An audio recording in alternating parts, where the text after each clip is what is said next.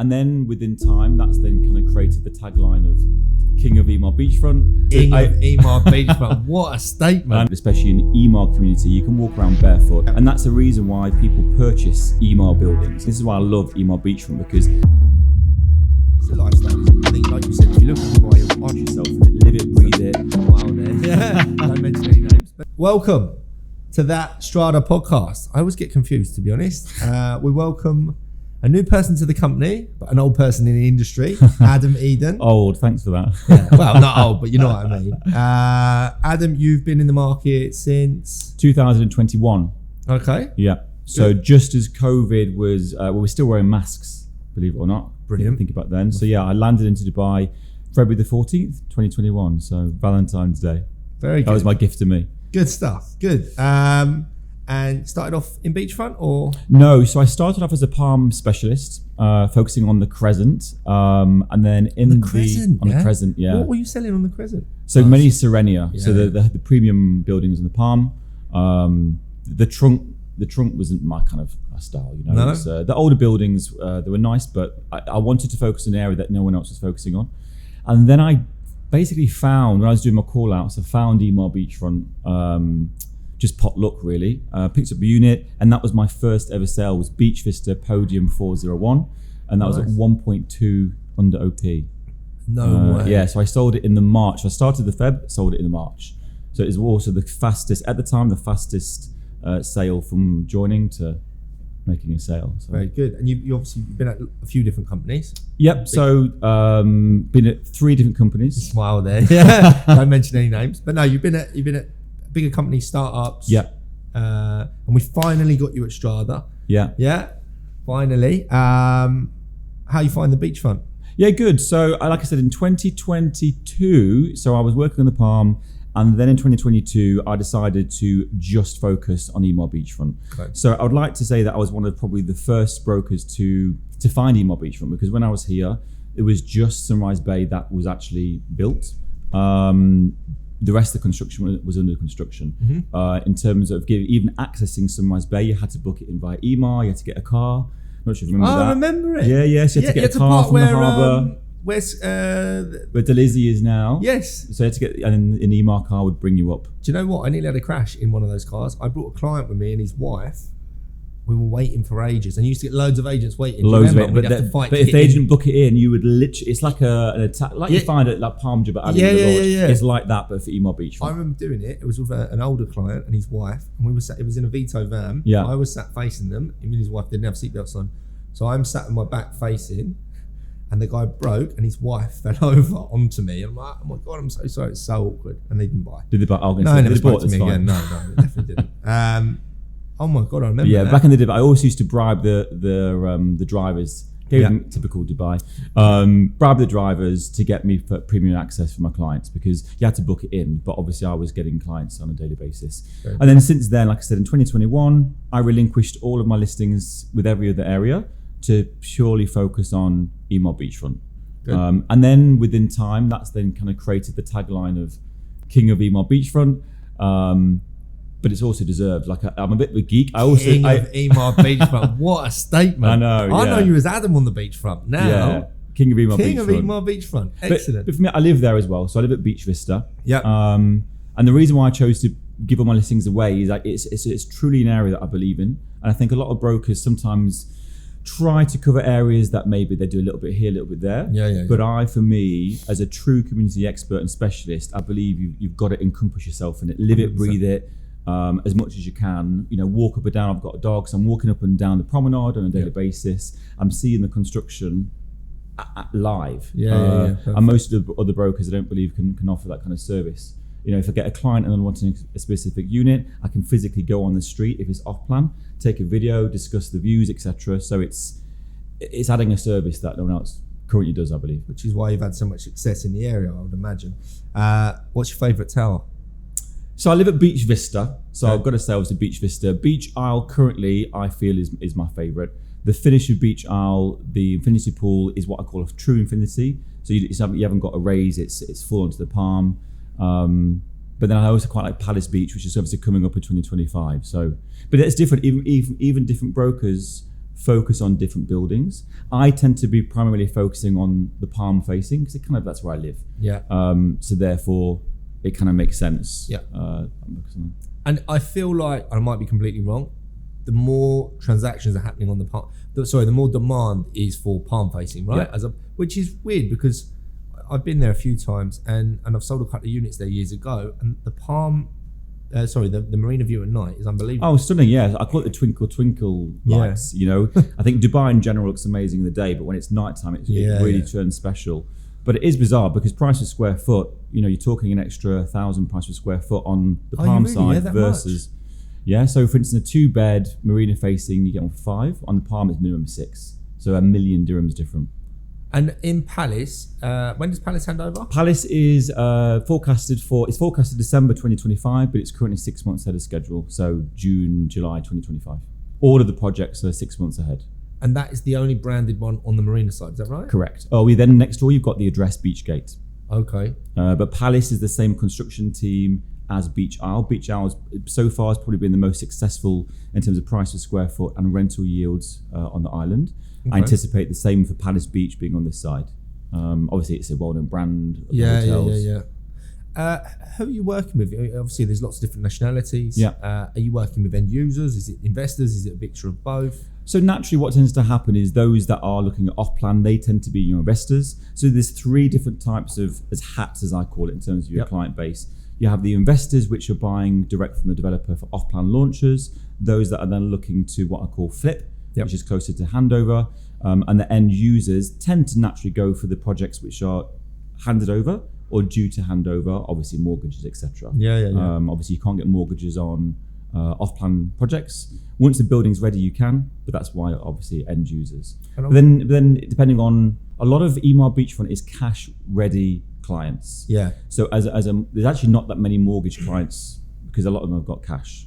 It's a premium area, premium clients. So even those that are end users are still buying off-plan because of the payment plans. So you would pay obviously 30% now, plus whatever premium the client's asking, and then there's payment plans until the handover, and there's a limited amount that still have post-handover payment plans. So good. So it's great for investors as well as end users. Is it a lot? Obviously, there's construction going on the island. Yeah. Is it noisy? Is it a nuisance to live on, or is it? I know you live there, so is. Yeah. I mean, they are working through the clock. Yeah. Through the night. Sorry, they are. They're working hence why we're delivering ahead of schedule. Yeah. Emaar are amazing at maintaining the delivery dates. Yeah. And that's the reason why people purchase Emaar buildings and properties because. Not naming any of the developers, but that's why they stick to their schedules. And 9 times out of 10, they're actually ahead of the schedule. Yeah. So you've got that guarantee that there isn't going to be any delays. So the noise. No, I mean the good thing is obviously it's 1 year build for the external and 1 year internal. So once it's internal, outside's done, it's a little bit quieter. But I live at Beach Vista, and it's not unlike anywhere else in Dubai. I had breakfast in West Beach the other day in one of the places looking directly onto it. Yeah. It's going up so fast. Like it's you blink and then it's like a 4 week. Yeah. Elisab looks like it's ready. Yeah. So the Elisab, the tower, the actual externals is finished now, is that right? Yeah. So the forecast is December 24 in terms of the SPAs this year. I've heard word on the street, the chatter with the head of construction at Elisab that it could be handing over a lot sooner. What date that is, we don't obviously want to guarantee, but it is ready. And as soon as, for me, obviously at night time, as soon as you start to see lights on, massive. Then someone's at home kind of thing is ready. Good stuff. Yeah, and then that's the last handover for this year.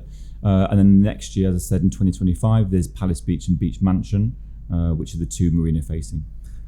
So again, from my understanding, there's only one more tower to be launched from the developer. Is that correct? So there's 2, potentially 3 new launches. Oh, really? Okay. So on the right, take that back. on the right, if you look at a bird's eye view, there's one more due at the end, closest to the 5 palm on the trunk, and then there's potentially 1 or 2 on the left, closest to the cruise terminal. Okay. But for Emaar, that is the last. They're the last 2 or 3 launches, and then that's done. I think there's still room for such big appreciation. I remember selling Blue Waters years ago when it was off plan and thinking there's only 10 towers, right? When they go, the price has to go up. And obviously we've seen a massive increase from launch price to what they're transacting at now. But I still think with an Emaar community in the middle of the ocean, with limited towers and brands on the island. Is there a mall?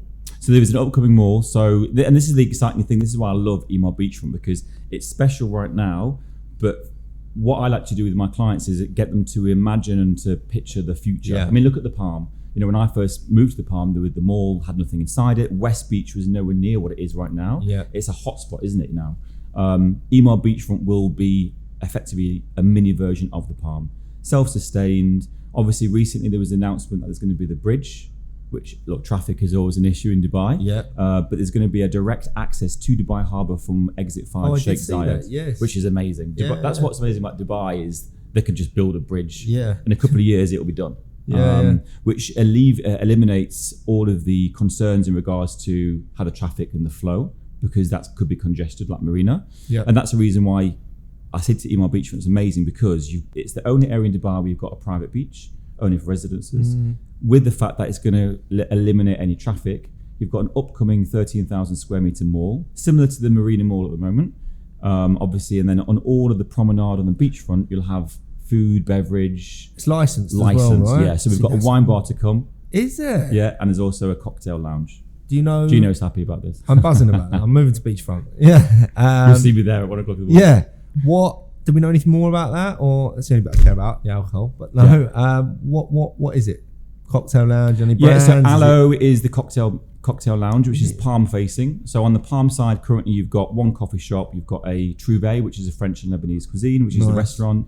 And then directly below my apartment is going to be Aloe, which is great, so I can just stumble home. And on the other side, Sunrise Bay, you've got a wine bar opening at the end of the fall. Do you think that will affect prices? I think naturally, as the area evolves, and what you said about it being Emaar amazing at creating master communities. Yeah. Unlike if you look at Dubai Hills, what it was to where it is now, even over the last couple of years, that will have that effect for Emaar Beachfront. Yeah. Even if you compare a year ago, there's a feel, there's a vibe to it now. I mean, I think when you look at the demographics of the people that live there, it's literally everyone. You've got your families with the kids, you've got the single lads, as I call them, you've got your clients that are doing short term, you've got your Instagram famous models and influencers, because of course it's a trendy place to be. It looks amazing at night time. The apartments are brand new, so it looks great on socials for those that are doing kind of any kind of Instagram stuff. Can you use the beach as a non-resident, or it's only only residents? See, that's good as well, right? Yeah, it's the only place in Dubai. If you look at the Palm and the Crescent, there is nowhere. When you look at Dubai, get a map. Yeah. When you start to look at the natural beaches, of course, you've got man-made lagoons, etc. Yeah. But when you look at it's almost the beach is being extended. So the two projects which are on the Palm side, so Bayview and Sea Point, which launched last year, the beach is being fully extended. So it's currently 1.5 kilometers of private beach. It will be just over 1.7 kilometers. So if you were to combine both sides, it's actually longer than JBR Beach, which of course is mainly hotels, and it's only residences. And I feel because JBR is private beach, it's a public beach, it's so busy. Packed. It's like Benidorm. Yeah, it really is, right? Like Benidorm. So if you've got access to a private beach, you can have a drink, you can have a bit of food. So Yeah. you could almost be anywhere in the world, right? Yeah. I mean, look, the Caribou Coffee and all the retail and food, they actually bring your food to the beach. So you can order you can call them, WhatsApp them, or order by the app, and they bring it to your bed on the beach. Quality. Yeah. It's for me, it's resort living, but you live there. And I think that's one of the reasons why people are moving to Dubai, but especially Emaar Beachfront is you live there, but you literally feel like you're on holiday. Yeah, and you don't have the high service charges and things like that you're going to get with the resort living that you normally get. So as an investor, you're looking going, actually, it's really cost effective as well. And also for your kids, the reason why it's great for families is the beach, the actual beach itself, every single day, a tractor comes along at 5:30. I'm up at that time, so I can kind of say that. And actually, it mows the beach. It cleans the beach. It mows the beach. Yeah. So it makes it super flat, of course, because the tide takes it out, and each morning they mow it. Yeah. Very good. So again, you can walk around, like most places in Dubai, but especially in Emaar community, you can walk around barefoot. You've got no concerns. Kids are safe. Yeah. I think it's a lifestyle, isn't it? I think, like you said, if you look at Dubai Hills, I remember Dubai Hills when people were saying it's far, it's desert, it's whereas now it becomes a brand, doesn't it? It's a brand if you tell someone you live there. Yeah. Same with Beachfront. What Emaar is so good at doing is creating that demand, creating that brand of it's like telling you I live in Knightsbridge. Do you know what I mean? There's something special about it, and then all the amenities you get with it. Every building's got a gym, pool. Yeah. And I think there is a massive, my opinion, I don't know the community as well as you, but I think there's a massive room for appreciation in the long run, in the next 10, 15 years, because once the towers are done, they're done. Yeah, once it's complete, because this is the course. We know Dubai, I've only been here for obviously 3.5 years, but we know that in some locations, they build a project, gorgeous view, and then 6 months later, your view's gone. Yeah. And that's what the good thing I say is, once it's done, there's 23 towers in total. There's 8 towers that are currently built. So obviously you can work out how many are left. So there's 4 residences which are ready to move into.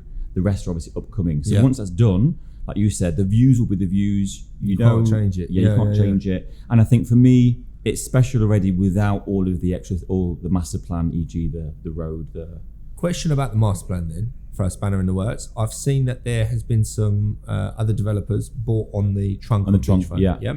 So, do you think that will transact separately? You know, like Blue Waters transacts completely separately to Marina. It's like do you think that will be different, or do you think it will all be very similar because you've got different developers?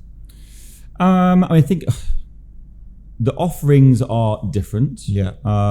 Ultimately, of course, it's classified as the Dubai Harbour. Yeah. So it's the Shamal Holdings that they built Dubai Harbour. So that's obviously incorporated. Okay. But I think ultimately it's the developer. You know, people buy into the developer. They know the project. They are comfortable. They know the customer service they get. They know the quality of people that live there.